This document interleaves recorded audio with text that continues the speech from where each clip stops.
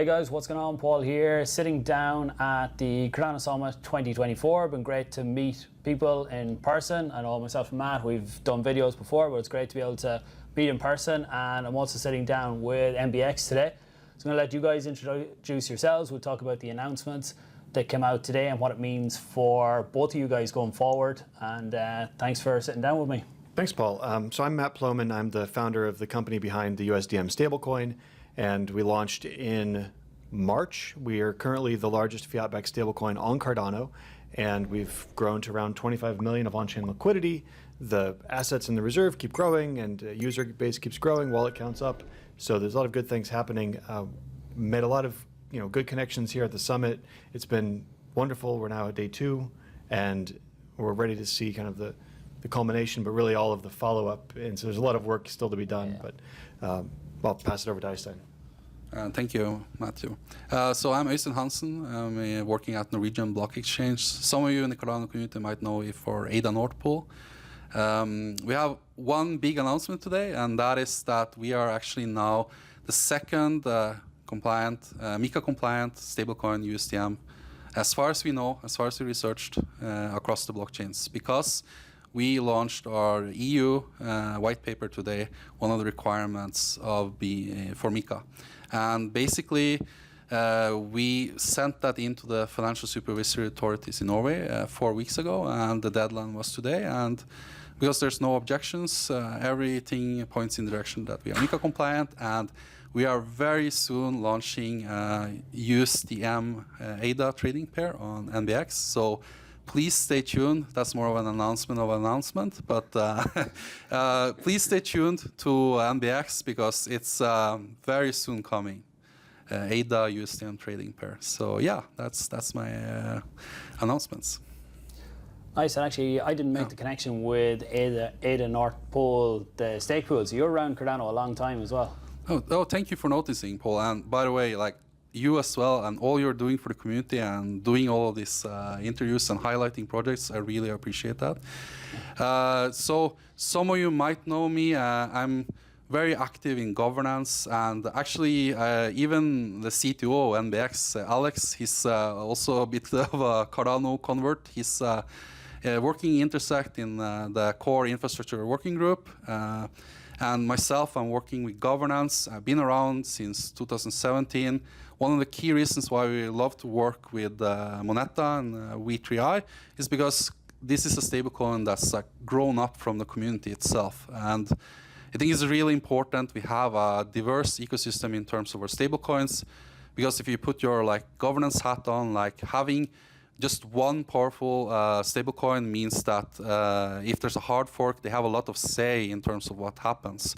So having that diverse USDA, USDM, XC that's IOG is working on, and of course for us, USDM, a fiat-backed stablecoin, so you have that options to use that. I think it's great. Yeah, I think that was Charles. That's one thing he used to say about USDT and USDC. If they come in, they have a big say, and if Cardano ever had a fork, hard forks and other chains are different, but if Cardano ever had a fork where there was 2 chains out of it, the stablecoin really has a big say in which one is the legitimate one. Exactly, and you have less of that problem if you diversify with more stablecoins. Yeah. Okay, yeah, that's good. So I think right now it's not as big a deal being MiCA compliant, but this is only going to get bigger and bigger as we go forward. Like we've seen Coinbase talk about they might delist USDT for not being compliant. So for you guys, what does this mean for USDM going forward? Well, it really means that we can open up availability for USDM to the whole European Cardano community. So if you are a Catalyst-funded project that needs to turn your ADA into dollars, need to turn your ADA into stablecoins, you can then get those USDM on-chain, either through a DEX or through directly minting from NBX, and you can then have access to stablecoins in a very robust way. So it opens up the USDM universe to where it's currently just institutions that mint and burn. We're having beta users come in and test the retail platform and make sure that that's operating as they expect. But it's also, if you're an NBX client, you have the entire opportunity set immediately open. So it really changes the dynamic when it comes to how Cardano is, and it puts a little bit of a less on the Cardano island, so to speak, or at least it grows the availability of folks and the opportunities for them. Yeah, I think the on and off ramps, to me, this is one of the biggest things you will have now as well, is that it's easy for people to come in and out of the ecosystem, that they have this as the, I suppose, the entry point, and that even people sometimes want to get into crypto, but by the time they get their funds into crypto, what they wanted to get access to is just, it's too late. So if they can come in through the exchange, have the funds sitting even in USDM, they can mint through the exchange, can they? Yeah, so I can speak a bit about that. So timeline-wise, we are offering trading very soon, and minting, we will be offering OTC, so over-the-counter, and together in collaboration with Moneta. We can already do that, so if you are a small business, you can reach out to us about it. Q1, we are launching retail minting and redemption.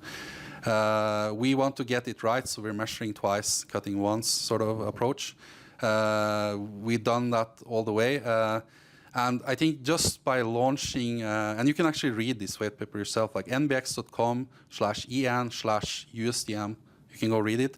It's just highlighting so many of the benefits you get from doing it on a Cardano native token versus, like, for example, ERC20. For example, in terms of transactions, like, there's no smart contract controlling you every time you do a transactions. You only do a smart contract step when you mint. So in terms of, like, user safety, like, there's another step you're removing of the chain in terms of something going wrong. And that also means, like, yes, you're doing KYC ML when you onboard fiat ramp, but when you take it off the exchange, you are free to use it as you want. So that's another important step of it. Of course, when you interact with us, we have to be compliant, and we are. But it's important to show that that's also possible with stablecoins, to have this type of freedom, right? So I think I highly recommend people to look into that white paper and highlight it, because I think it could get us some more eyes on the Cardano community and all the potential with stablecoins.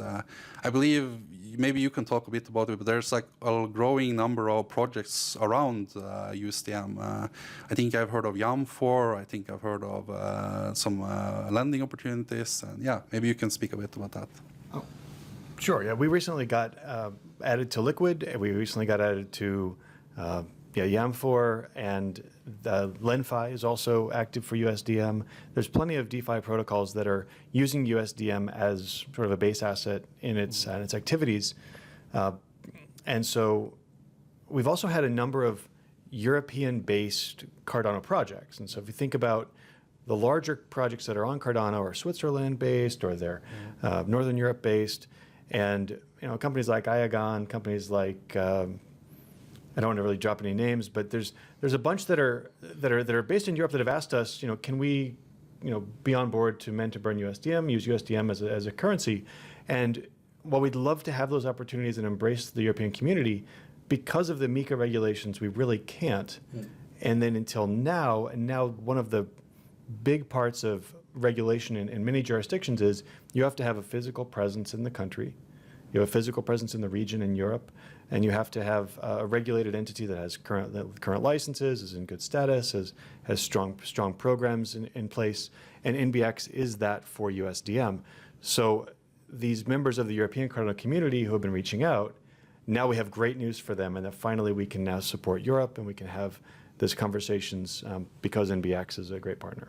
Yeah, I think it's a good collaboration. It lets you concentrate on, I know, going state by state initially was a hard process for you in the US, and you can keep concentrating on that side while NBX handles Europe to a degree for users. Yeah, I mean, it's a lot of countries, and your audience is likely very European, Irish-based, and so on. So I think the US is still crypto. The US still is one of the bigger ones. Yeah, we're getting there in Europe. Yeah. No, I just want to add to that, like, from a decentralization standpoint, it's very good to have co-issuers. So if one of us fails, you can still redeem, and there's still entities available. So this is one of the weaknesses, and let's be honest about it, like fiat-backed stablecoins have a lot of advantages, but one of the things you have to look is like vulnerability if it's only a single organization. And I think the way V3I has set up yourself, you're really trying to think about that and protect the users through that. And being available also both in US and as a co-issuer in Europe also strengthens that. And we have taken that principle as far as we can. For example, our CTOs are both working on directly integrating with the smart contracts. So we of course have this joint reserve. So in case something happens, we can go through that. And the smart contract we interact directly with. So in case it will be a failure of one of us, we can still have those routines to be able to mint and redeem through the smart contract. And it's verifiable through Oracle as well. I am sure you can tell more about like how robust we built it, so that this is one, I would say personally, it's one of the more robust fiat-backed stablecoins. So it's really exciting. Yeah, I think you're answering questions before I even ask. In my head, the next one I was going to be talking about was the integration. What I really like is how you use Charlie 3 for the Oracle, that there is transparency there. Everybody knows. That's your table, Matthew. And I was going to ask if with what you guys have now in Europe, is that or is it still using the Oracle for minting and burning on your side, or verification there? So part of the MiCA process is that the assets that back the stablecoins that are issued out of NBX need to be domiciled in the EU. Yes. Okay. But because the token is the same policy ID, looks the same on chain, if it's minted in the US or if it's minted in the EU, it could be redeemable in both places. And so we need to unify the reserve. So NBX will have access to the reserve assets that are based in the US, and vice versa, we'll have access to reserve assets that are based in the EU. If there's a need to top up one or the other, we can move funds between them, but they will all feed together the Charlie 3 Oracle feed that's printed on chain, that's part of the smart contract that limits the minting. So we're going to expand the reserve with Charlie 3, and then as we grow the different accounts and have those feeds, they'll still be independently reported, in a read-only fashion through the independent Oracle. Okay, yeah, that's good to hear, because that's one aspect that really got my attention when we talked first and when I seen about what you guys have. And just going back on one other point was, it's great to see more integrations coming for USDM now, because a lot of people look for, we need liquidity on stablecoins and why don't we have it? But the question I've always thrown back is, well, why should people mint? Like, what can they actually do with it? Like, where's the incentive to do it? Like, if I can't do anything with it, then why do I do it? But if I can look at these yield opportunities, to me, as someone who could mint, that's what I look at. If I can put money into it, then what can I then use that for? Because for me, that's what the stablecoin is for, is being used. Yes, it's your store of value at times too, but you want to be able to make it work for you. It becomes a very circular problem. Adoption is always this sort of flywheel effect that becomes stronger and stronger as you move. But in addition to having great on-chain utility and great adoption integration, thank you to the Cardano community and the different projects that are integrating USDM, NBX brings more to the table than just being a centralized exchange. They have many features that they offer to their users, and I'll let Eysteinh talk about those. It's such an important point, because I think like this is part of how we build stone by stone more and more activity of CNTs through exchanges, and us in particular, Norwegian Block Exchange. So, for example, we have a card service. It's a no-brainer for us if we see there's some activity on the trading of USDM to look into how can we offer USDM on our NBX card. And that's something we will really like to look into if we see there's some tractions. And honestly, it's for exchanges, it's mostly a volume game. Like if they see there's activity there, they want to do more. And in our case, I would say we are fairly friendly Cardano exchange. We did this, we shouldered the cost of having CNT integration. So basically, when we launch USDM now, we have the capability of launching any CNT. So that means that we are definitely also interested in looking into creating an ecosystem. So having trading pairs with USDM. And it's an art to this, because you don't want to launch too early a project and showing no volume. Like, honestly, like, this debate, I think it's also important that projects look into themselves. When are you ready to take the next step? Like, when do you have the user base to do that? Like, it's important we build stone by stone, and we will love to be there to take those projects to the next level when they're ready for it. And then when you have that ecosystem with a marketplace of several USDM CNT pairs, that economic activity then could work like flowing liquidity, let's say other stablecoins, other projects, and all of them benefit because you have, like, for example, lower interest rates on loans, for example, due to all of that activity. So that in turn generates more activity on DeFi as well. So it's just a net win. And we in MBX want to be part of that, but we're trying to do it together with the projects, and when we see the volume is there. So yeah. Yeah, I think that's a good aspect. Just on, we see a lot of projects, they're trying to get on all these exchanges, but sometimes they're just not ready yet. And like, we have to be honest about it, the volume in Cardano is very low at the minute. So that's what we need to increase. And centralized exchange listings are great for the project when the timing is right. But there's things need to be fixed within projects, and sometimes projects aren't at the right point. And it can actually end up being, in the long term, a negative on the project if they get on there too quick, because if they get onto the exchange they've been chasing and then there isn't an uptick on that exchange, then people are just like, oh, that's the one that just kind of faded away and fell away. But if you can time these things right, that's great. But just for yourselves, is there a process for projects to approach you to have that initial conversation? Or? Yeah, absolutely. So we have both like a financial team with the OTC desk, happy to take any initial talks. We have a compliance officer. Myself, I'm very approachable in the Cardano ecosystem, so you can even just drop me a message in Twitter, Ada Nordpool. But in terms of our process, like usually what we start with is like, does this make sense? We talk with the projects. We look into the compliance side of things, like are we ensuring we are compliant with all of our regulations to be able to launch this? But finally, it's also like thinking together, like marketing-wise, like, is this the right moment to do this? Will it be a net benefit? Let's say there's a price discovery if there's very little trade on. So, for example, you really need to consider all of these aspects. But we try to be open, friendly, but it's honestly only more about like, does this make sense for both parties? So approach us, feel free to reach out. You can even just DM me on Twitter. Nice, and I'll leave them links down below for all of that for people who are interested, both in USDM, the white paper, and the exchange. If there's any you want me to put in, let me know. That. But coming back to you, Matt, for what's next for USDM, or what's your thoughts as we get to close out? Well, I mean, next for USDM, we have the US retail beta applications are open. We'll be starting to go through those, and we want to identify people from a wide range of geographies, people from a wide range of banking partners, so that we can identify corner cases and sort of find errors in the platform that might be apparent. We want to get feedback about communication, about how we discuss what the experience is on the platform. And so that's sort of next up is finishing out the retail beta launch, and then through kind of that iterative state-by-state process, getting into the 50 states, and then the kind of adding capabilities on the US side.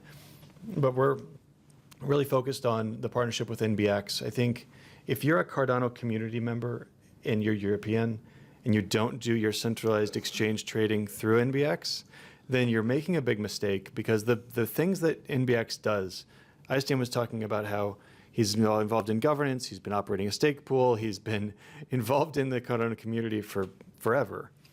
And the thing about that is they do it the right way. They let you choose your stake pool. Most centralized exchanges don't do that. They let you participate in governance and catalyst voting. These are the things that Cardano community members want, and they find that, oh, we'll go to Binance, we'll give activity at Binance. Well, that's not a good exchange if you're on Cardano. You need to go, if you're a Cardano user, and be on with NBX. They serve how many countries? 190 countries, and you're absolutely right. Like, when we offer staking, we also make clear in all our information, like you can also stake and choose other pools. We believe it's important for the ecosystem. So yeah, we really try to play by the same way as the rest of the ecosystem and be honest about things. And the thing is, like, when we're available in 190 countries and all of EU, like, I would just love to see some traction and some activity, because it makes my job much easier than to look, honestly, like into looking into other activities and other integrations as well. So what we dream will happen is we can really build an ecosystem around USDM, and I think that will benefit the whole Cardano ecosystems as well, because as I talked about earlier, like that in turn generates lots of activity in the DeFi, because USDM doesn't have to live on the exchange. It of course can be withdrawn and be used for other activities. So it's a net win for the Cardano ecosystem, in my opinion. Yeah, I think that's important, and I think for me, even sitting here listening, the retail side is very important for USDM. And I know some people question sometimes, oh, the peg might be slightly off. And to me, once we have retail that anybody can go in and mint or burn at any stage, then the peg will always be basically on point, because that's one of the big things about a fiat stablecoin is if you can buy it on the market below $1, you can go to the source and you can cash it in for that. So that's where the arbitrage happens there and keeps it on point. So I think that will be really good for USDM going forward too, to have that aspect. Yep. But I think we'll probably covered a lot for today. We'll definitely catch up in another while. I'll be looking more into the exchange. Maybe we can have a chat again and look at, I didn't realize he offered that diverse of features for the Cardano ecosystem. I think that's brilliant to give people who really are believers in what Cardano stands for, but do need centralized exchanges at times, that I think that's a great option. So I'll leave all the links down below. Thanks everyone for tuning in. I appreciate it. Share this out, let people know what stage things are at now and what's coming in the future for these two guys here. Thank you, Paul. Thanks, guys. Thank you.